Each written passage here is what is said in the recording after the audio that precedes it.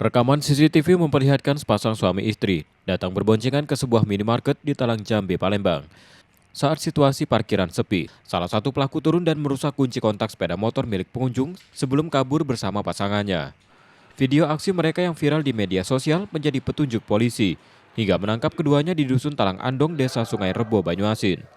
Dari hasil penyelidikan, tersangka bernama Bambang diketahui sudah 3 kali melakukan pencurian motor. Dalam aksinya kali ini ia mengajak sang istri Nabila.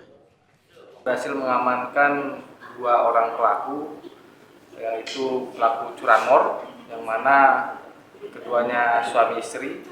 Yang pelaku yang laki itu sudah melakukan pencurian sebanyak 3 kali.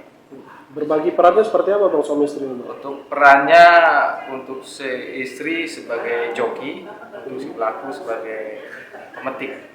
Untuk TKP berapa? Untuk TKP itu ada 3 TKP di daerah Talang Jambi, di daerah Sukarami, kemudian di daerah Lemabang.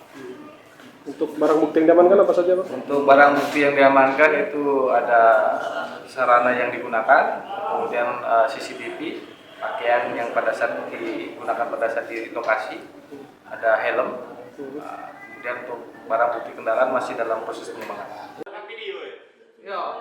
Kini pasangan tersebut ditahan di Polda Sumsel dan terancam hukuman hingga 7 tahun penjara.